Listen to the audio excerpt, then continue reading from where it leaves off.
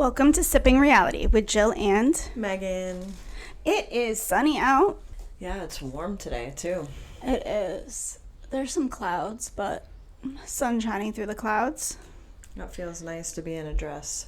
I really wanted to be outside baking in the sun, but instead I'm here with all of you. I cannot bake in the sun. I love it. I need it. I cannot stand being inside right now because the sun is out and it's killing me. But that's how much I love Sipping Reality.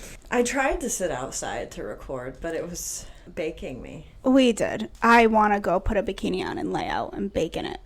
Intentionally. I'd like to be able to bake my skin, but I tried that for 15 minutes last summer. We talked about that already. That was really bad. Yeah, First degree burn. Lobster. Straight up lobster. I think you were brighter than a lobster. Dude. Lobsters aren't that red. Oof. You were way redder than the shell of a lobster. That was the most painful sunburn I've ever had. It was really brutal. That was 10-15 minutes tops in the sun. Yeah, I was literally under the umbrella the whole time. Yep. I ran down into the water, dove, and came back like 2 or 3 times. I don't know. Yep. Maybe it's because I was wet. Well, that does make a difference. But still, 15 minutes in the sun should not do that to you. No. But you're a shade person. I have never seen you in the sun or enjoy sitting in the sun since I've met you. But I mean, I've sat out in the sun for longer than 15 minutes and didn't get a first degree burn. Yeah. Maybe I had some sensitivity from like a lack of a vitamin or something. Well, that does happen. Yeah, that's possible. Weren't you on some kind of med too that can make you more sensitive? I think I had just been on an antibiotic something? for strep throat or something. Yes, I think so. Yeah. And that can make you more sensitive to the sun too. There were other factors going on, for sure. That's true. But that was really intense. I was like a vampire. Yeah, when I was in high school, you were a vampire? Yeah. What? I became a vampire. You did? Unable to stand the sun. Oh, unable to stand it. But no, well, you didn't. You laid in it for 15 minutes. It just destroyed you. Yeah. Yeah, it destroyed you. Just don't start, like, biting people. I already do.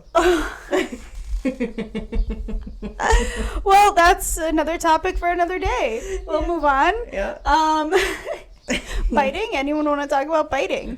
So when I was in high school, I think maybe I was in middle school. I don't know. There was a older girl.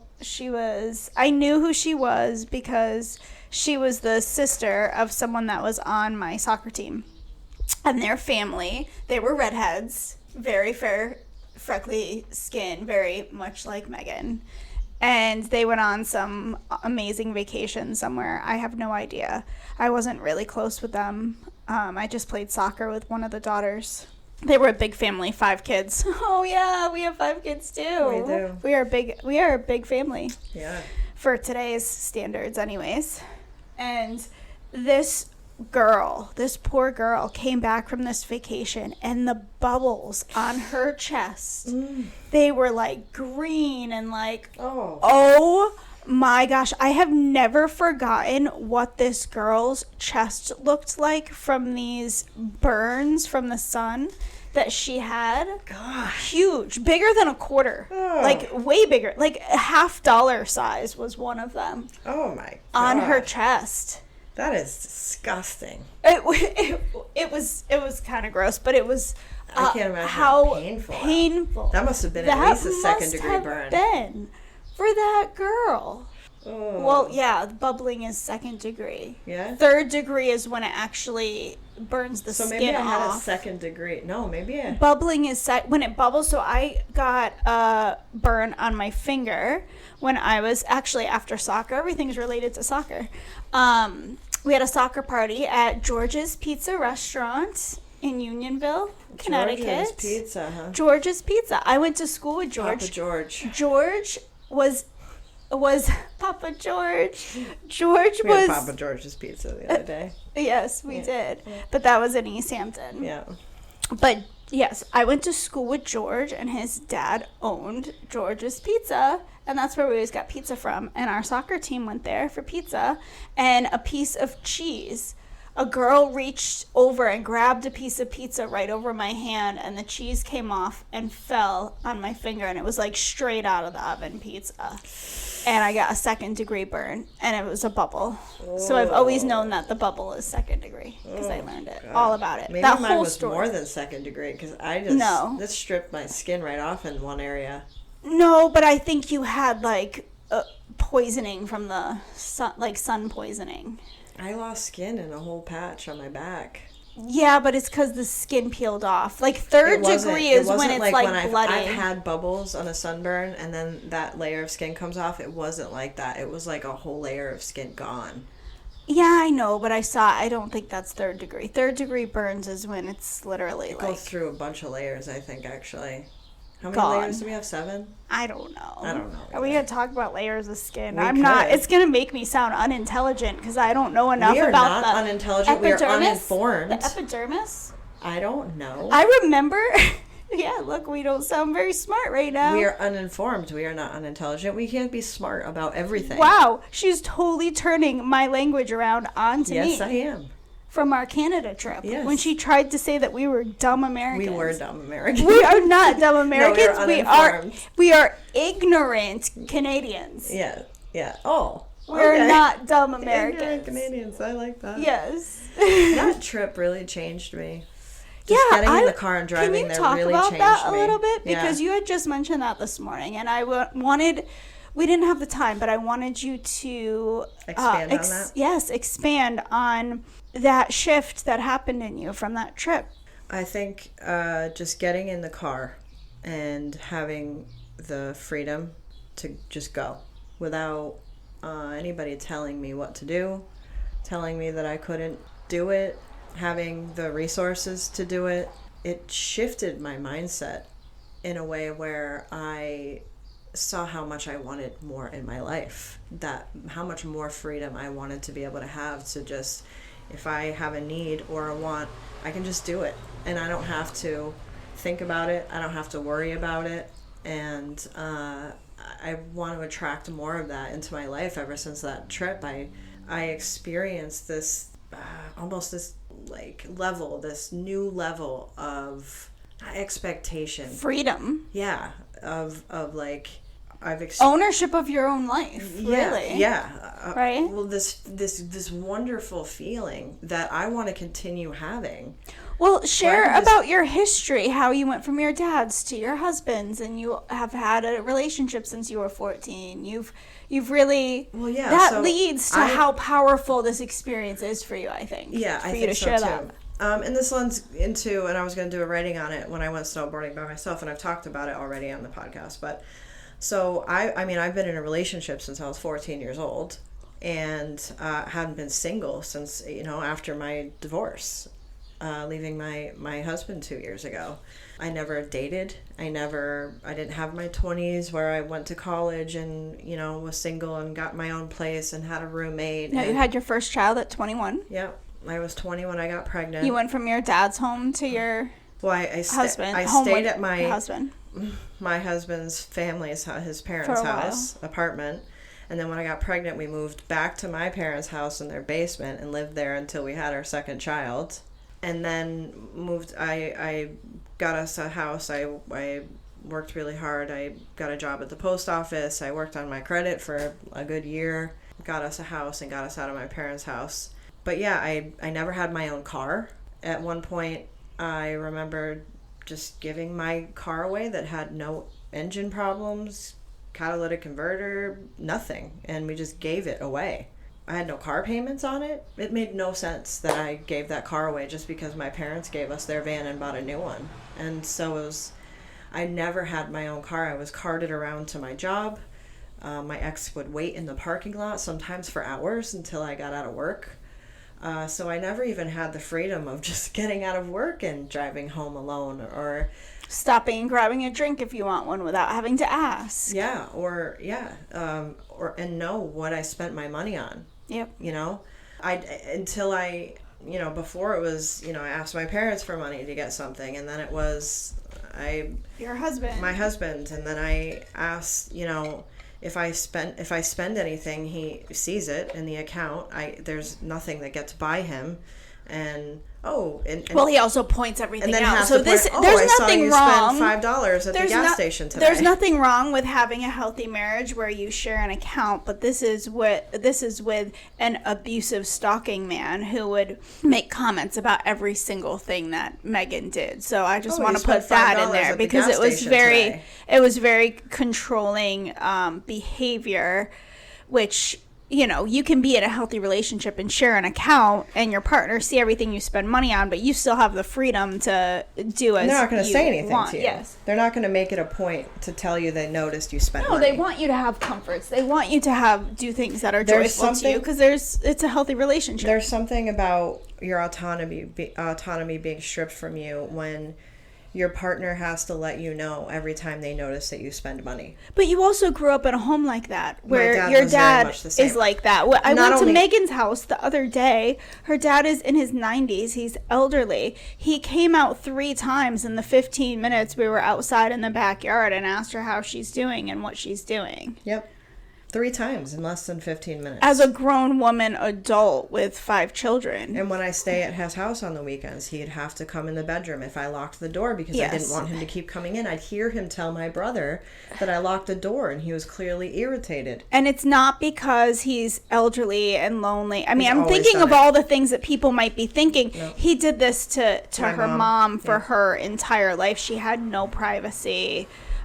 So this is much more intense. And so after living a lifetime like this, to be able to jump into a car and drive to another country that you now need a passport for and everything else. I just got myself a passport. And to be able to do that. I just got myself a passport last summer. I didn't ask anybody for it. I had the money and I went and got myself my passport.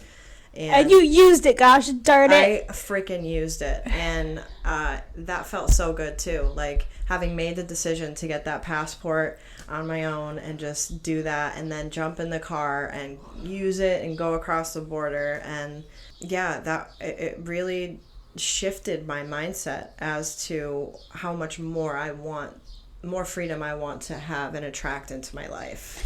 And that doesn't mean that we can't have healthy relationships, marriages, friendships within that, but it's learning how to live a life where you can be in relationships and maintain your and their autonomy. That is where we come into alignment with health. Right.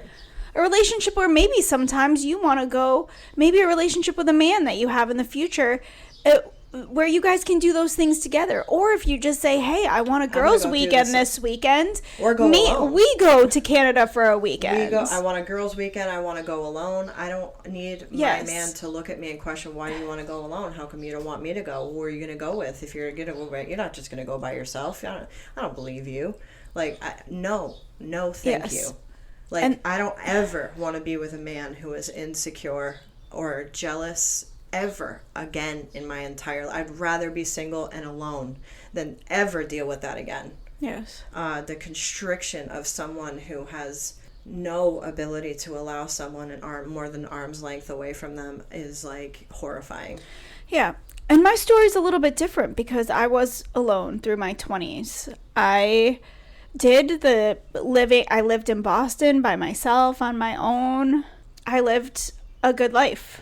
Yeah. No, I didn't. I just said I lived a good life. No, I didn't. Wow. No, I that didn't. was a total lie. Why? How did that even come out? Probably because I'm living a good life now. You didn't mean to say you were living a good life. You were just saying in comparison to me, you actually I had freedom. You had some freedom before you were married. But I was such a mess. I didn't have any healing that I made very, very poor decisions for myself. To that time. No, I was depressed and miserable. Yeah. I know. I shouldn't have said good. Yeah.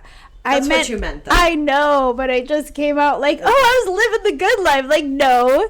From the outside, it appeared good. I worked at clubs. I was a bartender. I mean, some of it was really fun, but I was miserable. I couldn't maintain anything healthy during that time, whether it be a friendship or a relationship with a man. And I chose to be single for years during those times. And it really helped me, and it helped me to strengthen me and have that freedom where, for me, the trip to Montreal was more that I had a felony. Right, yeah. And I don't have to talk about that because it's not on my record. But I'm talking about it because that's what we do here at Sipping Reality. We're honest. Real. So here I am. So unfiltered. I have no record. I have no background at all. That's so beautiful. I can do whatever I want. But yes, I did. There was a time when I did. And I have been able to get out of this country. And I remember when like 9/11 happened and all these rules changed and Canada changed that you needed a passport in order to enter Canada. Yep. And it was this whole big thing. I was like, wow, I can't even go to Canada. That's crazy. Yeah.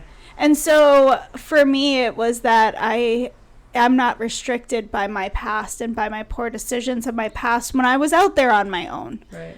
But I wasn't doing the right things with that time.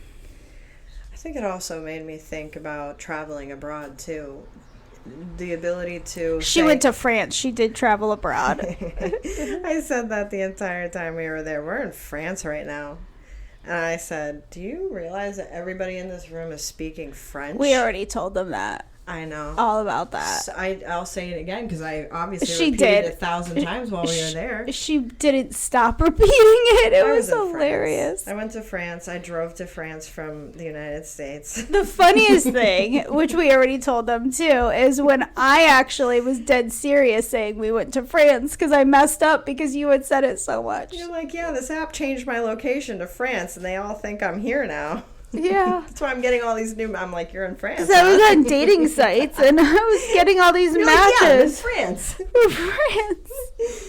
France. But they were all Frenchmen. No, but really, I just had it created these visions where I could see us just saying we're going here next weekend and we already have it booked and we go there for the weekend or I want to go to Norway. Or a month. I mean, honestly, we could work abroad too. I mean, we can write and podcast wherever we are. Yep. So it gave me this broad vision of what our life will be like. I will say will because I believe... Well, it already is because we're already doing it. Exactly. And I believe wholeheartedly that this is... It showed me what our life is and will be. And it excited me. It was like, wow, we're going to have the ability to just get in a plane and go somewhere for a weekend. Yes, we're going to be well traveled. Yeah, never mind just get in our car and drive 4.5 hours to Canada. We're going to get... And Megan will explore the cities while I go lay out on the beaches. I could lay under the umbrella with you. Yes, you will. We will make sure that wherever we go, we buy a nice big umbrella. Yes. Because we will be able to do that. That is SPF 1000. SPF 1000. Oh my goodness. Well, you know what we forgot to tell you to do? What? We forgot to tell you to like this video. And subscribe, please. Yes. Yes. It's very important. Yes, please share too. I know. If you have friends that like to listen to people like us, share us. Please do. Or if they're like you and like the things you like, just share. I remembered it like 5 minutes ago, but we were on a roll and I didn't want to interrupt, so we just kept going. That's fine. That's fine. Well, yeah. I mean, I guess in conclusion is that we've just learned that we have a freedom now that we created. We stepped into that. Well, you have gained a freedom that you've never had in your life, and you're feeling the goodness of that. And I am stepping into having freedom and making good choices while engaging in that freedom. Right. That is the conclusion. Genius. Oh, love that. And we already said please don't like. Please don't. We already said like please us. Like and subscribe Megan just and told share. You not to like us. No, don't. What? No, I need you to like us. And we do not. No, I don't. I don't care if anybody likes me. I'm just gonna say whatever I want. This is hilarious. Please like, share, and subscribe, and we'll see you next week. Bye.